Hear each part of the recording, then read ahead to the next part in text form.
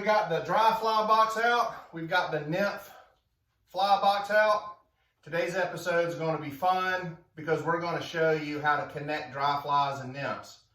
You've heard the term dry fly dropper, or fish a dropper off of your dry fly. Maybe fish a dropper fly off of your indicator. Dropper is just a sexy term for let's fish two flies at one time. And in the trout world, you always want to show trout two flies in any kind of scenario at one time. They're used to seeing their food groups in clusters and groups in the water column coming to them, never really just sporadically one bug at a time. So you increase your odds and you definitely attract the attention of trout when you learn to connect flies, whether it's two nymphs under an indicator or a dry fly and a dropper that sinks under your dry fly, or two dry flies of the same kind of bug. Today's episode is brought to you by Original Coors Beer, straight from the garage. Drink one today and enjoy it. Also brought to you by Trout and Travel. We plan, you fish. Follow Trout and Travel on Instagram at trout_and_travel. A full service hosted destination fly fishing company with multiple trips throughout the country and internationally, where our hosts go with you on your fly fishing trip that you bought from us to make sure that your trip is 100% meeting your expectations.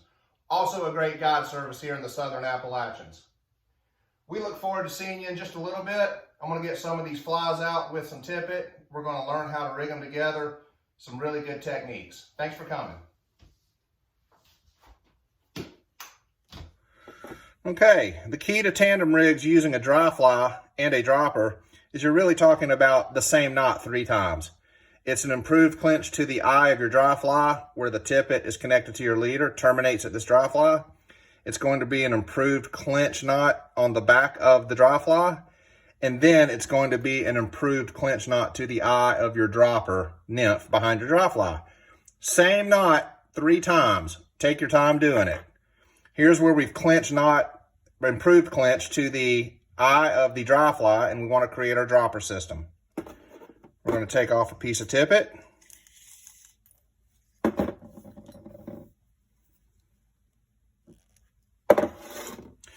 We're going to make a loop out of the end of the tippet with our left hand, and we're going to take our dry fly that's tied on to the tippet on our leader, and we're just going to hook that loop into the back of the hook of that dry fly. Then we're going to tie that improved clinch to the back of the dry fly. The improved clinch knot you learned a couple of episodes ago, go back to that if you need a refresher. We're going to pass the post through the loop. We're going to pinch it off. Then we're going to grab that big loop and we're going to throw it over the post. Pull it up tight with that knot. Slide that knot to the back of the dry fly.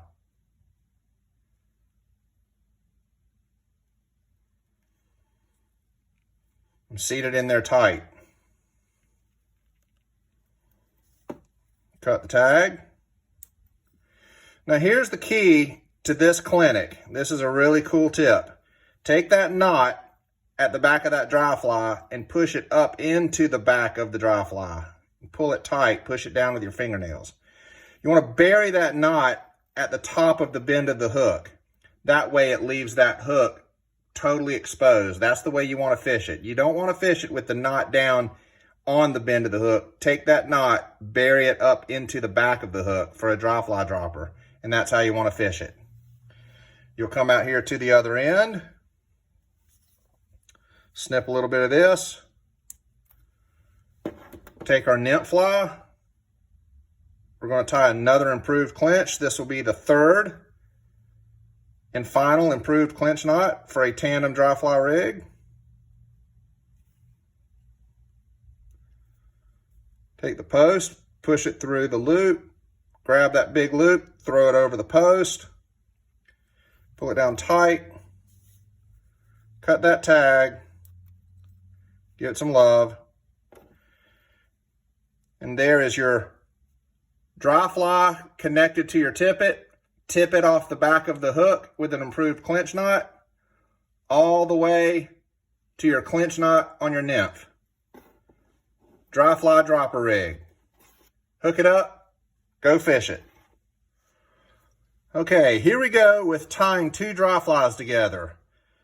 Really, it's still just 3 improved clinch knots, the same knot 3 times. The difference is what we like to do when we tie 2 dry flies together is instead of connecting the tippet to the back of the dry fly like we did in the dry fly dropper rig with a nymph, what we like to teach is to move the knot over. This is tied to your tippet where you're ready to fish it by itself. And you just move the knot over and it opens up the eye of that dry fly. See that?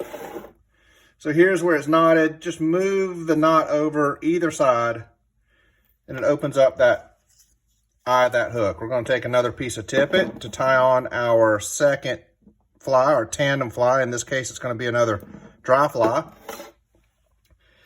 And what we're going to do here is we're going to rig this right back through the eye of the dry fly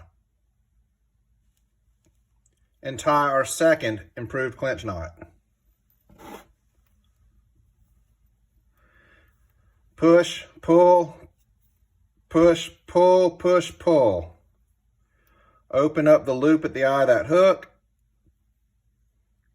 Pass the post through the loop, throw the loop over the post. Always wet that knot right there before you slide it down to the eye of the hook. Cut it.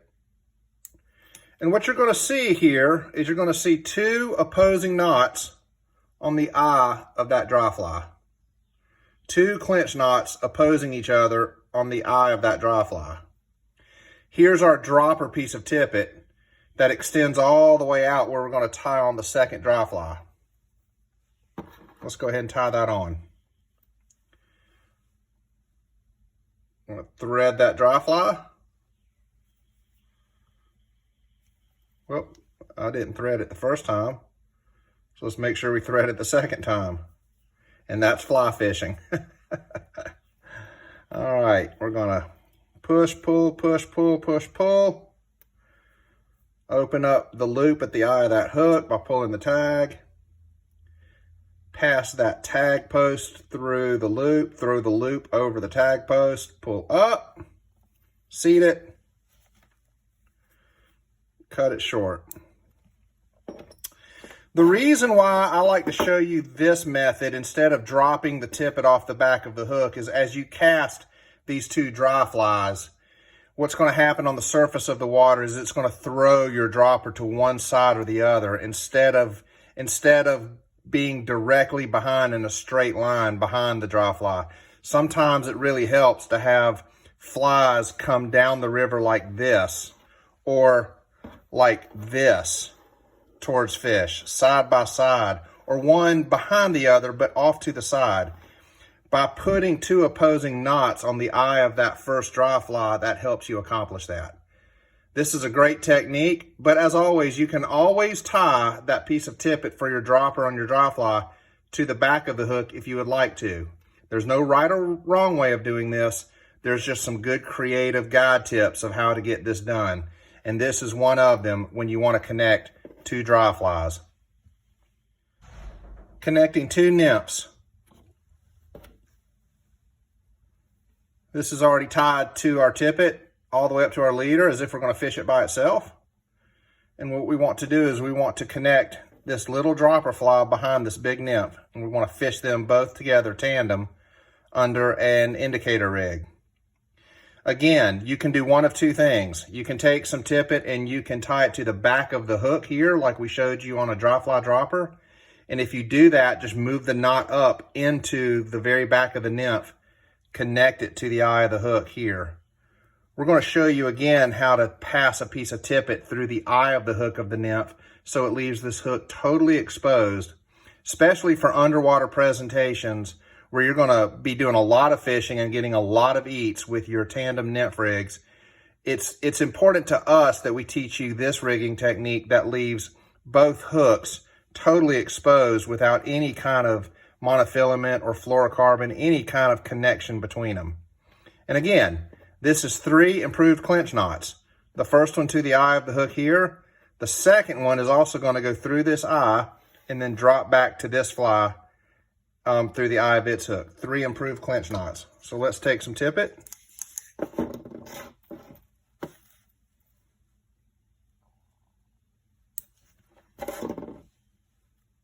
Here's our tippet off of our tippet spool, and here's our fly that we have tied on ready to fish by itself. We're going to take the eye of this hook and the knot, and we're going to push it over. It doesn't matter what side you go on. There's no magic to that. You just want to open up the eye of this hook. Take this knot, move it over. Thread this fly again with the tippet off of your tippet spool. That's my wife in the other garage emptying the garbage can, and I'll say hello to her later. We're going to take this and we're going to create this improved clinch knot right back through the eye of that first nymph that we have tied on. Push it through the loop, and you have a hoop and a post. Throw the hoop over the post, pull up on the post, seat it down, cut that tag, that extra piece of tippet, cut it pretty short. And then what you will see here on the eye of this first nymph is 2 opposing knots, 2 improved clinches with an open eye. Seamless. Now we're going to tie on this dropper, and this will be our 3rd improved clinch knot. Thread the eye of that fly. Pull through a lot of tags so you can tie these knots. Don't try to use a little bit of tippet when you tie these knots. Use a lot of tippet. That's why you buy a lot of tippet when you're at fly fishing shops. You'll use it way more than you use anything else in your bag. Pass that through the loop. Throw the hoop over the post. Pull it up tight. Just like our 2 dry flies. Here's our 2 nymphs in a tandem rig. The leader tippet to the eye of the fly here, a piece of tippet right back through the eye of that fly, all the way to the eye of the second fly. 3 improved clinch knots to connect these 2 nymphs. Remember, try to commit to 6X or 5X fluorocarbon tippet, especially with your nymphs that are under the water. I hope that was helpful.